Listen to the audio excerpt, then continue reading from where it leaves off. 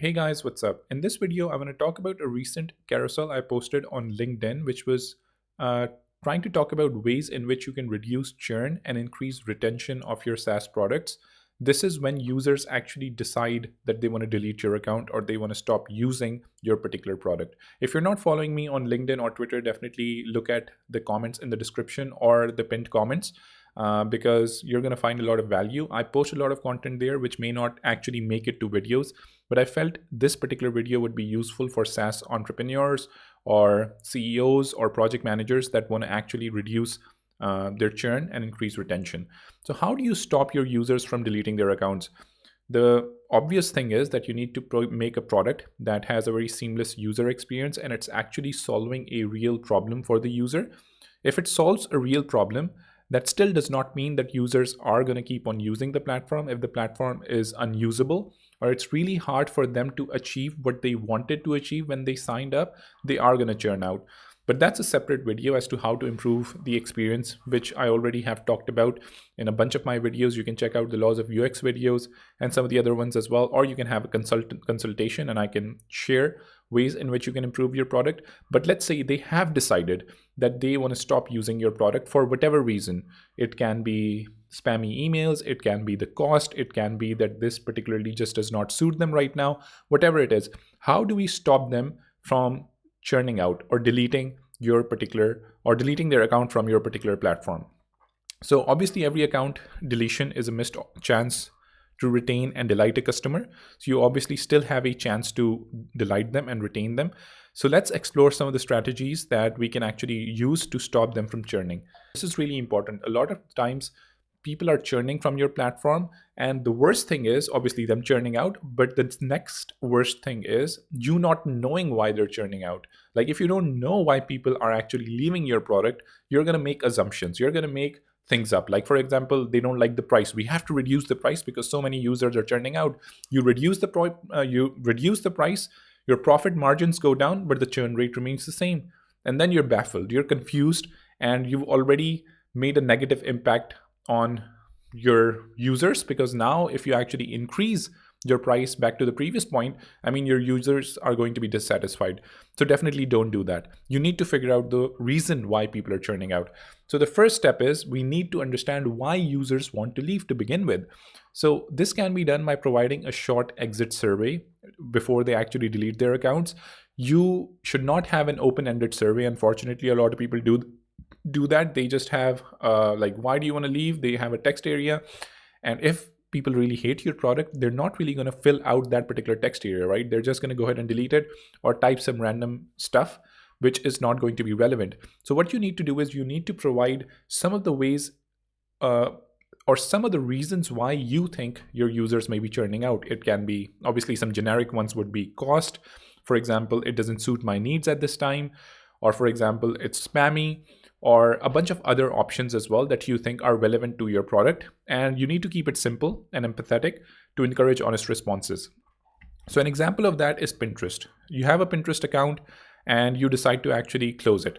So Pinterest actually does something like this. Hey, maybe you're getting a lot of emails, maybe you accidentally made another account, or maybe you're concerned about privacy, or you want to open a business account, or for example, they also give other as an option as well. So if you actually are not sure, or there may be some other reason, you provide other as well, and then people can type out the reason.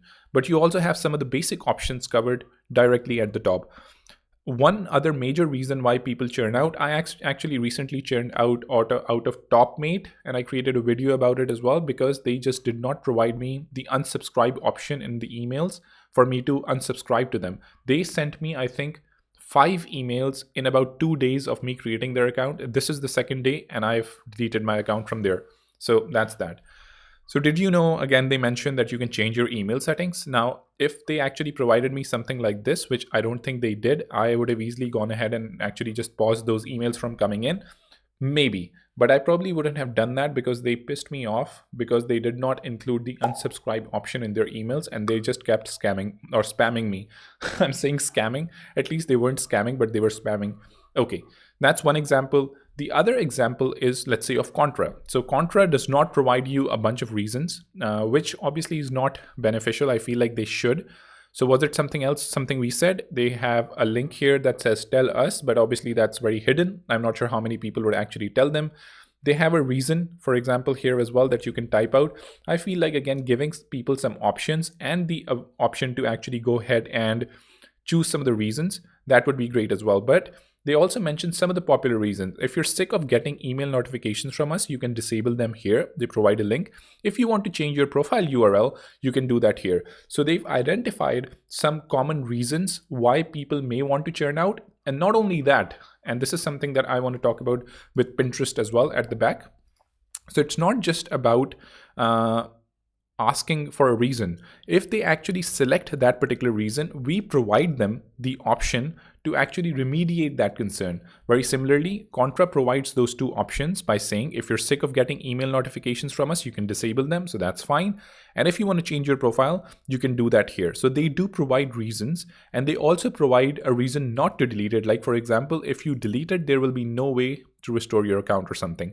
So those are a bunch of reasons that you can that can actually help you figure out ways as to why people are churning, and also while figuring out those ways, offer solutions so they do not churn. So this is a really great example of something like that. Step 2 is you can provide other alternatives like pausing or going on a lower plan. So allow users to pause their accounts for a specific period instead of deleting them. That's a great way, so that if they're concerned about price or if they want to come back to it afterwards, it's perhaps not a good fit right now, they don't have to delete it. They can just pause it and it's not going to bother them. We're not going to send them, let's say, spammy emails. We're not going to charge them and stuff along those lines. We also can talk about the benefits of pausing, like retaining their data and preferences. So even if in the future they want to, let's say, resume using this particular platform, they don't have to start from scratch. Or we can also give them an alternative, cheaper option. So obviously the wrong way to do this would be is you don't have any alternative. I mean, if a person wants to delete it, you just don't have any alternatives, neither to pause, neither to delete, and people just go away and there's no way to re-engage them.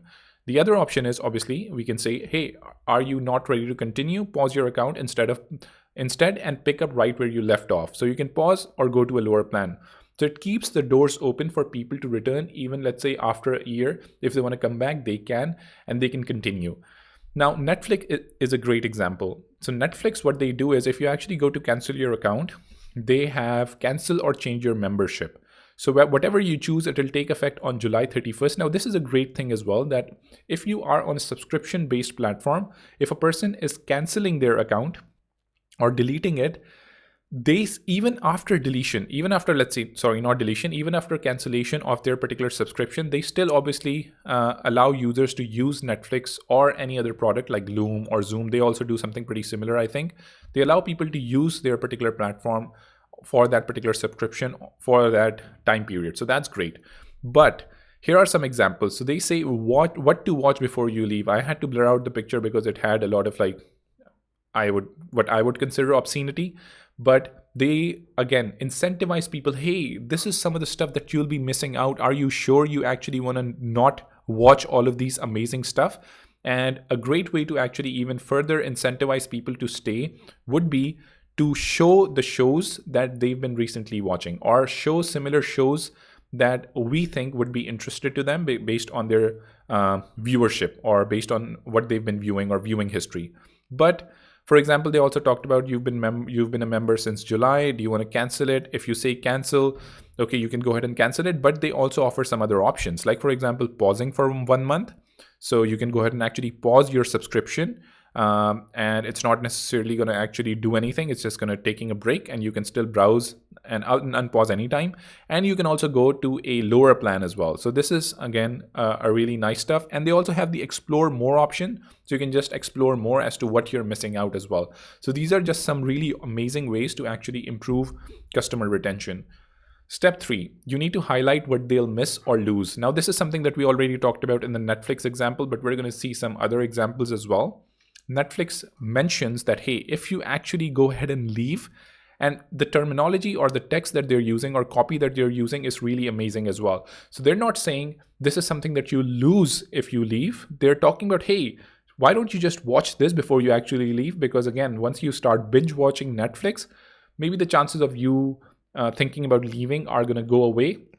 So they're not necessarily, again, oppositional in that sense, but they're, again, showing you, hey, this is the amazing stuff that you may want to watch before you leave, or something that you may actually miss. So we need to highlight the benefits and features that they'll no longer have access to. So we can use specific examples that connect to their usage history, which I talked about in Netflix. So we can show the shows that they may miss if they actually leave. And we need to frame the message positively, which I mentioned, focusing on the value they gain by staying. So yeah, I mean, that's that. Now, an example would be you lose access to the platform and features if you delete your account. Duh, I mean, that's obvious, right? It's generic, it's negative, it doesn't really tell a compelling reason for users to stay. So we obviously want to go against that. So we want to say, hey, before you go, we wanted to remind you of what you'll miss. Like, for example, hey, you're going to miss your saved projects and custom reports, your access to analytic tools that improve your workflows, your premium features that you've used. Now, if I was, in this particular case, if I was designing a product, what I would do is I would talk about how their journey has been with us. Like, for example, if I was the owner of Loom, if a person wanted to delete their Loom account, what I would say is Loom helped you save, for example, 355 hours over the course of 1 year because you actually went ahead and recorded these things. I would talk about all of the engagement that you got on your Looms. You received, let's say, 5,000 views on your Looms and like 255 reactions and stuff along those lines. Here is the time that other people saved, not even just you, but other people saved because you sent them Looms. Imagine how powerful that incentive would be. It's not just about you saving time, but you're also helping others save time by using Loom. So Loom, if you're looking at that or looking at this video, I mean, that's a really good tip for you guys as well. So it's personal, it's positive, and it's value driven, not just to you, but even to others as well that you're engaging with. So some examples of that would be, obviously, these are not like great examples. I think similar to the Loom example, I think we could have done much better. But Gitbook actually talks about, it is still negative in my opinion. So it says it cannot be undone. I mean, fear mongering can also help sometimes, but yeah, I mean, I won't be able to log into my Gitbook account. I understand 5 spaces will be deleted forever. 2 collections will be deleted forever. 1 organization related content might be deleted, and I understand deleted content will not be recoverable. So even fear mongering in this sense can actually work because you're like concerned, hey, am I really sure that I want to take this action? But I still prefer going the other way and making the message positive. Maybe in this case, there's not a lot of room to make it positive, which is why Gitbook went ahead and did something like this, which can potentially also work as well. But as I mentioned, if you can keep it positive and talk about the benefits that they have been gaining while using your product, that's really beneficial as well. 4, you need to offer a win back incentive. So you need to provide tailored offers to show users the value of staying. You need to highlight key benefits or features that they might have overlooked and frame the offer as an opportunity, not a desperate attempt. So what's the win back incentive? Like, not something like this that, hey, don't leave, here's a 10% discount. That's too basic, right? That's, again, generic. I mean, if you don't do this at all, I mean, still, if you don't do anything, this is definitely better than that. But there can be a much better way to do this as well. Like, a much better way would be, hey, before you go, we'd love to offer you 30 days free to explore a specific feature, or let's say explore the platform even more. We believe it can help solve a specific pain point, let's say, whatever that pain point we feel like users are having. The other thing that I can do here as well is we can show this after we figure out the reason why they actually want to churn. That, again, would still be beneficial. We just don't want to say this. If we can capture why they're churning out or why they're deciding to leave, imagine if we say that, like, for example, it's missing a certain feature or something along those lines, we can highlight that particular thing here as well. And we can say it may actually help you solve this. And we can actually start looking at some of the things that you mentioned or improve it. And imagine if a person does that and you have that information, someone from your team can actually reach out to them through email. It can even be an automated email and say that, hey, we looked at your request of, for example, email notifications bothering you, and we'd like to say that we are working on a particular feature, or we've heard your feedback and we would actually consider that in some of the upcoming sprints or something along those lines, or we've heard your feedback and this is something that we'll consider. Something like that actually encourage positive engagement. It helps the user know that they're actually being heard and their problem is actually hopefully going to be resolved soon. So it helps them stay on the platform. So again, it's personalized, it's focused on value and increasing the chances of retention. An example of that obviously is Kajabi here, but you can have multiple examples. I think a lot of people actually show examples like that. So don't lose your content or progress, park your account and enjoy 1 month free. So they're offering 1 month free. directly. Obviously, they're not talking about like all of the text that I mentioned or the exact value that they're going to gain, but they still go ahead and actually talk about how you can get a 1 month free, which is definitely beneficial. The other thing, which is a dark pattern, it's something I do not encourage, is that they mention that you can continue to cancel, but that continue to cancel button is so overshadowed by all of the stuff that's here. It's so small that I feel like it's a dark UX pattern and I wouldn't recommend it. If users want to leave, we want to give them the option to go ahead and leave.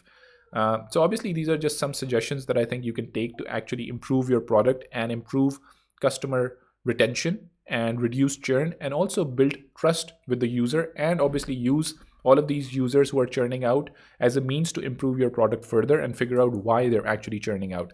So the desire here would be to imagine reducing churns by keeping users engaged, understanding their needs, and making it easy for them to stay or return. So with these strategies, hopefully it's not just possible, it's achievable to reduce churn and then increase retention. So yeah, that's pretty much it. So follow me on LinkedIn or Twitter for more valuable content like this that actually takes your product to the next level. And I hope you had fun watching this video. I know it was pretty detailed. Usually when people are skimming out like LinkedIn carousels, they don't understand all of the nuances of these things, which is why I wanted to create this video, and hopefully it's beneficial for a lot of you. That's pretty much it. Take care. Bye.